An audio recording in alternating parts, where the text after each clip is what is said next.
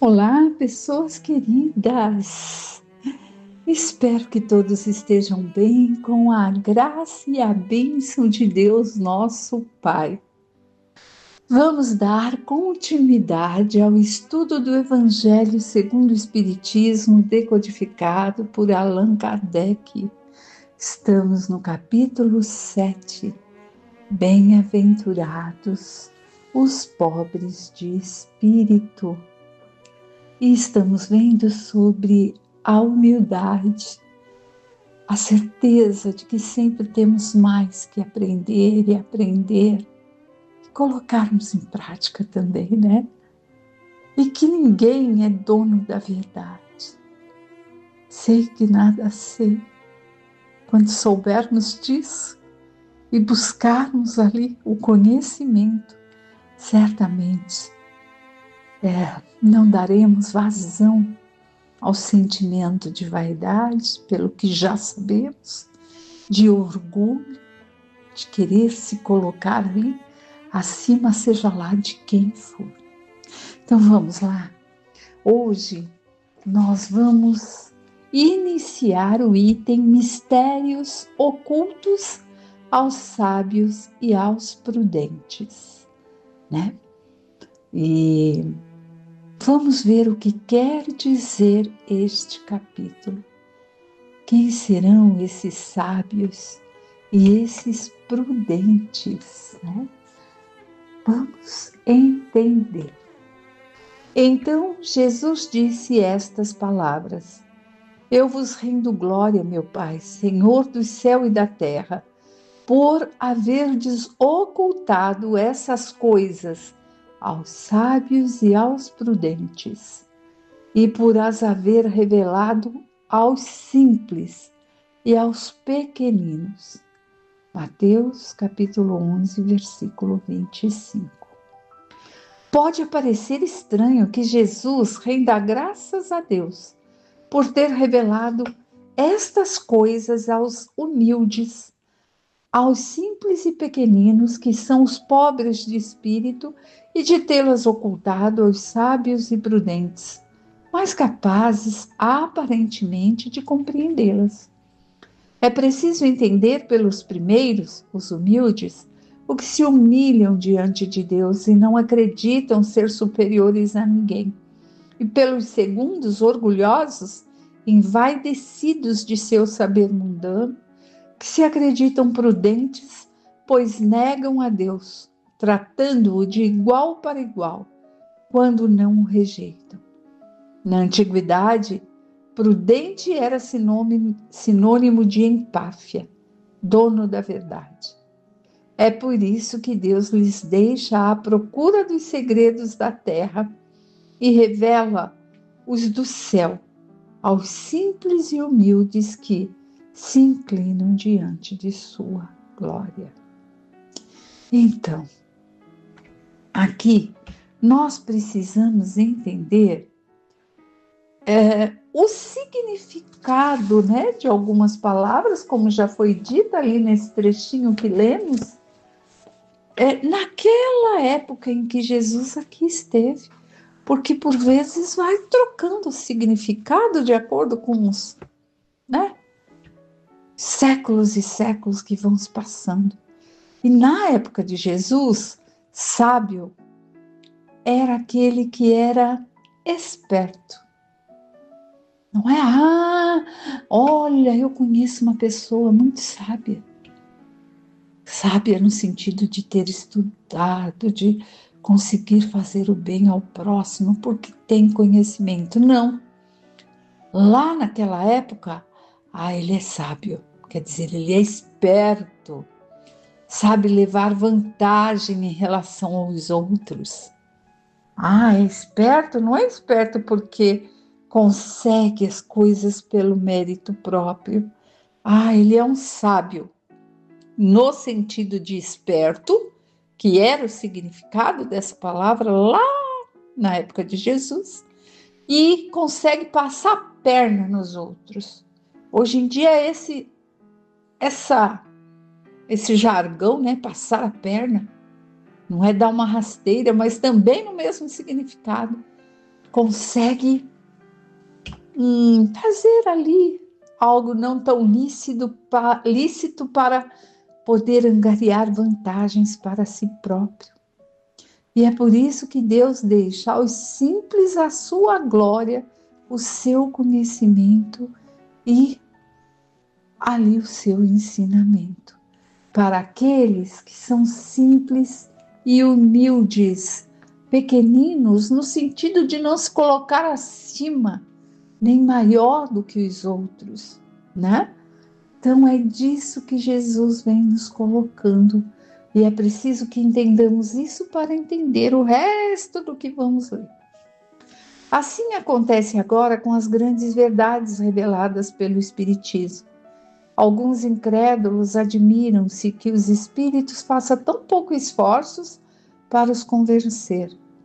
É que eles se ocupam dos que buscam a luz com humildade e de boa fé, ao invés daqueles que acreditam possuir toda a verdade e pensam que Deus deveria primeiro provar-lhes que existe para poderem aceitá-lo e ficar muito feliz em conduzi-los a si. Então, é isso que vem colocando, né? Algumas pessoas, em relação ao Espiritismo, cada um tem direito de escolher a fé que professa, a religião que quer seguir, e muitos, por vezes, dizem: você é espírita, Silvia? Então me prova que você fala com o espírito, que o espírito fala através de você. Eu sou médium. E que o espírito fala através de você. Então me prova como é que isso acontece. Por que o espírito não está aqui falando comigo? É assim, ó. Eles querem que os espíritos venham convencê-los de que realmente existe essa comunicação, né? E por vezes, ainda quando se trata de Deus, há aqueles que dizem ser ateu. Se Deus existe, Ele que vem aqui falar comigo, me dizer, né, que Ele realmente existe, porque não estou percebendo Ele não. É isso. E isso significa o quê? Orgulho. Aquilo que eu não conheço, ao invés de estudar e buscar entender, eu quero que me provem. Provem, porque eu sou a bambambam no pedaço e tem que provar, né? Tudo aquilo que eu preciso saber. O poder de Deus manifesta-se nas pequenas como nas grandes coisas. Ele não coloca luz sobre o alqueire. Alqueire aqui, gente, medida ali, né? De medir os cereais. Uma vez que se espalha com abundância por todas as partes. Cegos são aqueles que não a veem. Deus não quer lhes abrir os olhos à força, uma vez que lhes convém mantê-los fechados. Sua vez chegará, mas primeiro é preciso que sintam as angústias das trevas e reconheçam a Deus, e não o acaso na mão que atinge seu orgulho. Deus emprega para vencer a incredulidade os meios que julga conveniente, conforme os indivíduos. Não é o incrédulo que deve determinar a Deus que fazer ou o que dizer. Se quiserdes me convencer, é preciso escolher esta ou aquela maneira, de tal modo... Peraí, vamos voltar um pedacinho, ó. Se quiserdes me convencer, é preciso escolher esta ou aquela maneira, tal momento antes daquele outro, porque isto é o que me convém, né? Como se quisessem fazer barganha com Deus. Então, nesse trechinho que nós vimos, é por isso que Jesus nos diz: aqueles que têm olhos de ver, ouvidos de ouvir, né? Porque por vezes a pessoa vê só a parte física ali, com os sentidos do corpo e da própria vontade, daquilo que ele busca.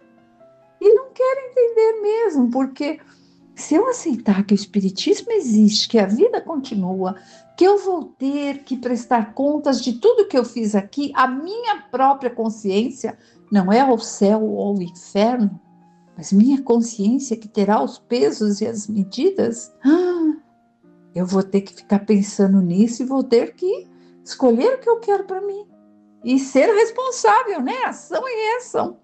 Então é mais fácil questionar e deixar para lá. E todos temos o livre-arbítrio. Cabe a cada um ir em busca do conhecimento e não ser colocado ali de forma imposta. Cada um ao seu tempo vai ter que esperar até que chegue ali o momento, né, para poder conseguir entender as colocações de Deus. Deus, ele tem ali conosco todo o tempo, ele nos dá esse tempo, ele sabe que precisamos desse tempo para que entendamos, né? Então nós temos que ter esse livre-arbítrio e Deus vai esperar o nosso tempo de aprender. Leve o tempo que levar. Existe castigo de Deus para isso? Não, não existe, né? O que vai ali interferir em nossa... eu vou aceitar então que seja assim, a ação e reação. Porque a gente no Espiritismo vai aprendendo. Eu não preciso disparar uma flecha em fulano para saber que vai fazer mal, e esse mal vai ter que refletir em mim de alguma forma, eu vou ter que arcar com isso. Porque no Espiritismo, nós já sabemos que se eu disparar um pensamento de raiva para alguém, essa energia também volta para mim. Também chega de volta para mim. Para cada ação, uma reação. Boas ações, terá ali boas reações. Más ações, também tem más reações. Porque é castigo? Não, porque sou eu que estou gerando, então eu acho assim justíssimo.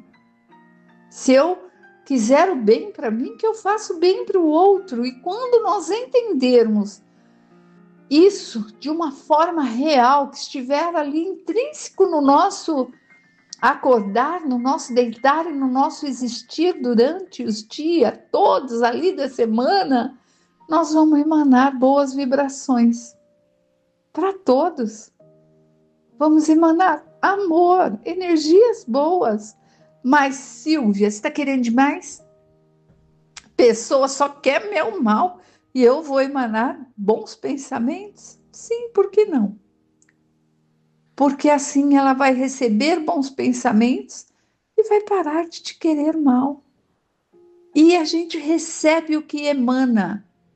Só recebemos aquilo que damos ao outro, gente. É isso.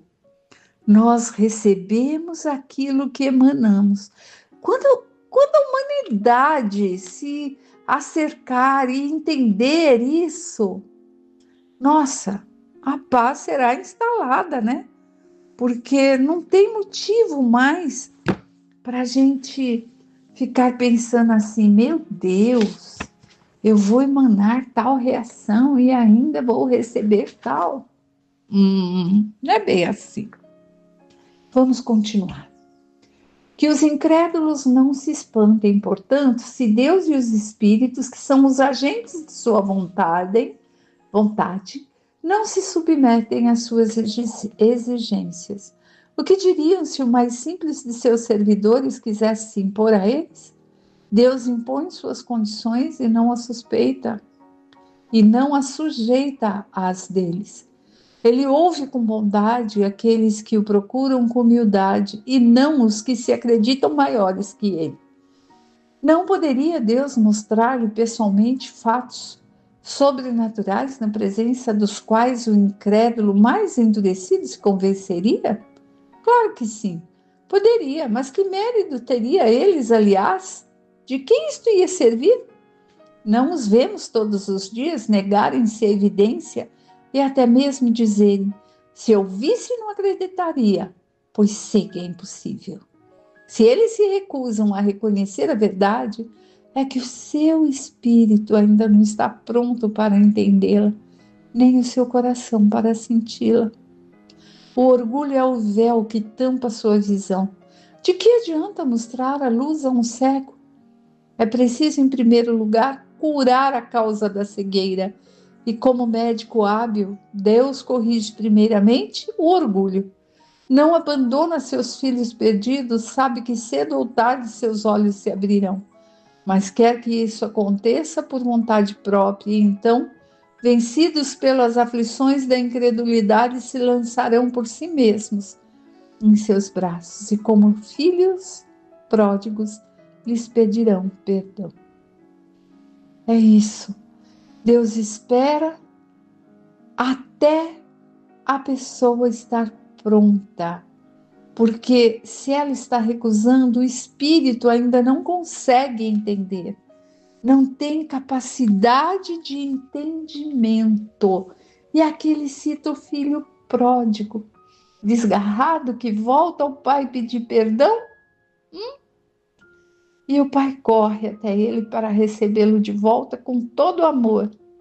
Mas foi o filho que voltou, que tomou a decisão de dar o primeiro passo em busca da casa paterna. Não foi o pai que o arrastou contra a vontade de volta a casa. E assim somos nós. Só precisamos dar o quê? Aquele primeiro passo para buscarmos a Deus, para seguirmos, e buscarmos a Jesus e seus ensinamentos da verdade, para que Deus nos acolha como filhos bem-amados que somos. Então, o primeiro passo é nosso, meus amigos. Se estivermos convivendo com aqueles irmãozinhos, pessoas amadas, que por vezes falam: ai, você só pensa em espiritismo, não sei se eu acredito nisso. A gente mostra com o exemplo que estamos aprendendo no espiritismo. E rogamos a Deus Pai para que um dia o orgulho se desfaça dessa pessoa e que tenha olhos de ver, ouvidos de ouvir e consiga sentir o chamado. Então, gente, avante. Vamos confiar, seguir, estudar, colocar em prática os ensinamentos. Fiquem todos bem, que tenham lindos dias cheios de bênçãos e que Deus Pai faça parte de cada um desses dias. E até o nosso próximo encontro para estudarmos o Evangelho segundo o Espiritismo. Fiquem com Deus e até breve.